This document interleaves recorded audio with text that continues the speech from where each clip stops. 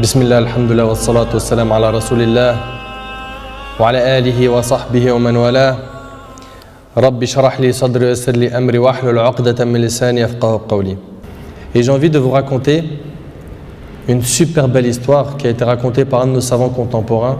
Wallahi al-azim, qu'elle est très émouvante.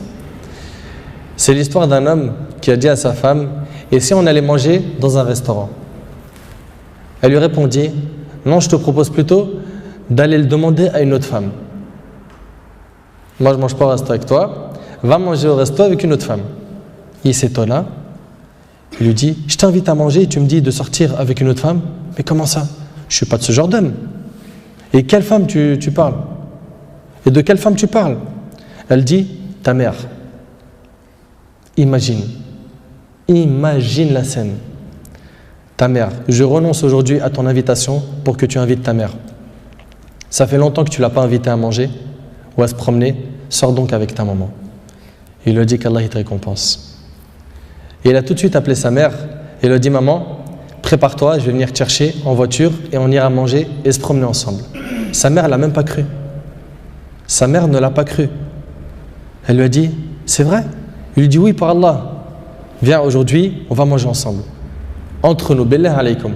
Qui d'entre vous, parmi les frères mariés, a déjà fait ça avec sa mère?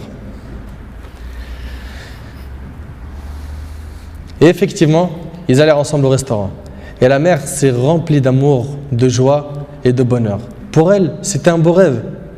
Peu lui importe la nourriture ou l'endroit où elle était, c'est-à-dire même manger par terre ou sur le trottoir ou dans la rue, le plus important, c'est qu'elle était avec son fils et que son fils était bienfaisant envers elle.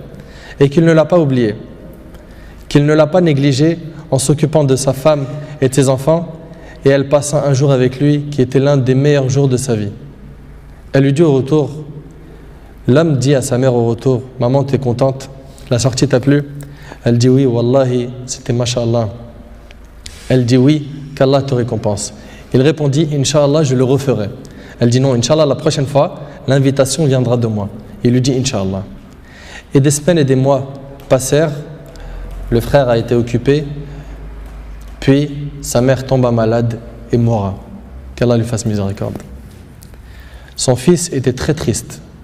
Et quelques jours plus tard, il reçut une invitation au restaurant pour lui et une autre personne, et cette invitation était déjà payée.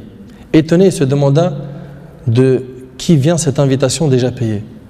Il est parti alors avec son épouse au même endroit où il avait mangé avec sa mère, et là une lettre l'attendait de la part de sa mère.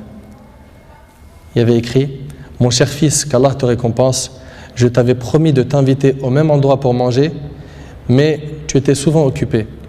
Et maintenant je tiens ma promesse et je t'invite avec ta chère épouse, et je t'invite avec ta chère épouse, qu'Allah vous récompense.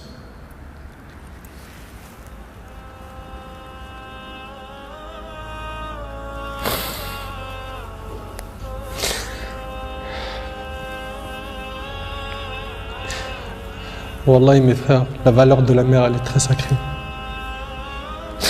Faut pas la mettre en colère. Cette histoire d'amour entre cette épouse et sa belle-mère est magnifique. J'espère que nos frères et sœurs vont tirer des leçons de ce genre d'histoire d'amour entre les épouses et les belles-mères et d'essayer de reproduire ce qui s'est reproduit dans cette histoire. C'est qu'après le décès de la mère qu'on connaît sa valeur. Votre mère, si elle a envie, profitez, embrassez-lui ses pieds. Demandez-lui pardon pour les manquements, pour les mauvais comportements. Vous récolterez le succès, Inch'Allah.